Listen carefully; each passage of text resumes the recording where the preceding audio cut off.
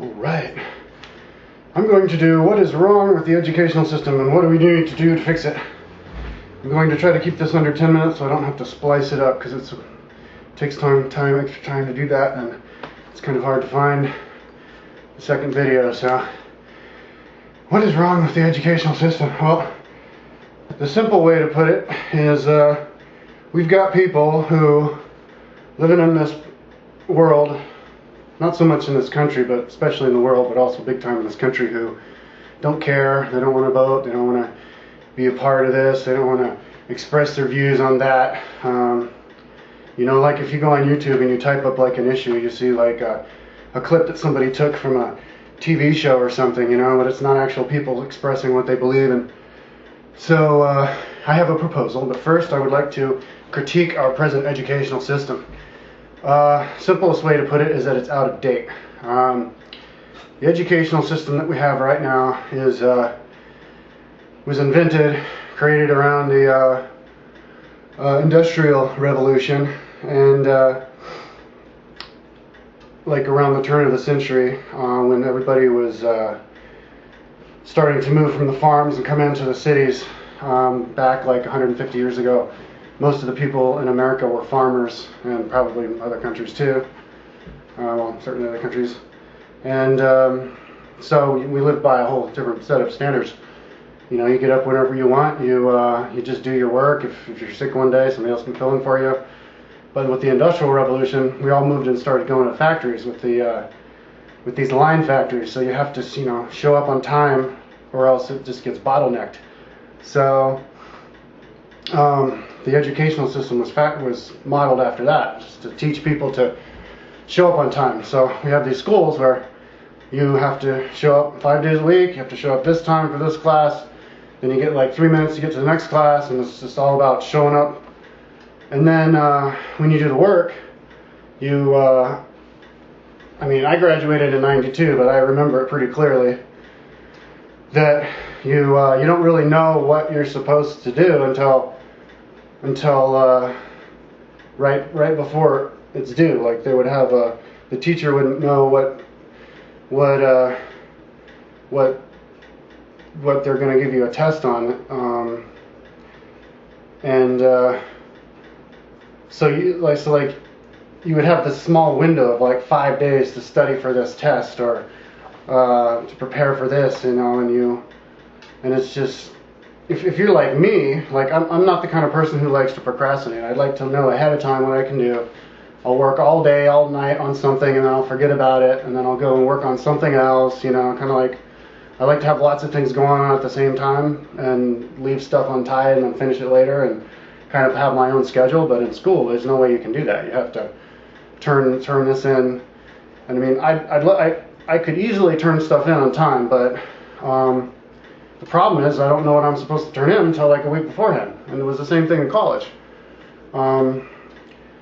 So basically, I remember all through school, 7th grade, all the way up until I graduated college, I could not stay awake in school. I was in this stupor because I wasn't allowed to express myself ever. It was like you go to these lectures, and the teacher just basically lectures right out of the book, and something you could have just read out of the book or listened to on a tape, and you didn't actually have to be there to watch it. And I could not stay awake. I remember in college I'd go to class and I'd fall asleep, and it was just this big battle of just staying awake. My eyes would be drooping like this, and my head would almost fall down and hit the desk. I'd have to go to class with 5 coffees, but you know, like 2 coffees wouldn't even be enough, and then I'd feel intoxicated after that, and then I'd pass out for the next class because I had too many coffees the first class. So it was like weird because I would get plenty of sleep and I'd be perfectly awake before class, and I'd just be hypnotized. So basically, I don't think that mimics real life. Like real life, what we want is we want people who are proactive members of society, who are motivated and who have a vision and go after something, and kind of like a place where you don't need to have these multinational corporations or these big businesses to teach people how to do stuff, because people already know how to run a business well. People who can be self-motivated. And but we don't really have that. We have people who just don't care, who don't see the point in expressing your views, and also don't understand the concept of arguing. You know, like if you put a video up on YouTube, like me, I put a few videos up the other day, and I got one guy who just like insulted me. I mean, like, what? That's just empty. Like, why don't you just attack what I say and instead of attacking me, you know, and call me names and stuff. So basically what we need is people who actually just love to argue, you know, and that's what we should be doing in school. So this is my proposal for what we need for the new educational system. What we need is, and I have about 4 minutes to explain it, what we need is something where you know exactly what you need to accomplish by the time you're 18. And you know this since you were a kid. And if you accomplish all that by the time you're 18, or before you're 18, then you get that high school diploma. That's not to say that schools and showing up at school is obsolete. We are social animals. We love to be social. We go to concerts, we go to parties. Kids would keep going to school. The reason so many kids drop out is because, well, I had a friend last summer who was like 22 and he never graduated, and I asked him why, and he said, well, I stopped going to class because it was boring, because it was just lecture, and I just didn't see the point. And then I found out at the end of the year, I guess nobody told him, that he would have to go a whole extra school just to graduate. He was like, screw that, I'm not going to go a whole extra year to graduate, I have to get a job. So he just didn't go to school. So basically, if you want kids to show up at school, make it interesting, you know? Make it a place where you can go and you don't have to worry about getting a bump on your head because you fall down, because you pass out. So this is what we need to do for schools. Have something that you know exactly what you need to accomplish from the time that you're young, and you have until you're 18. You get to show up at the school and until you're 18 to accomplish these things. So what we want to do is have everybody should have a personal website that has a written paper of what they believe on all of the political issues and all of the philosophical and religious issues, and also a video. And so then kids, and you make it competition based. I think that's the best way to do it, because people love attention, people love to win. So you would have debates on this, and then you'd have like panels of students who would vote on who gave the best presentation on this, and who's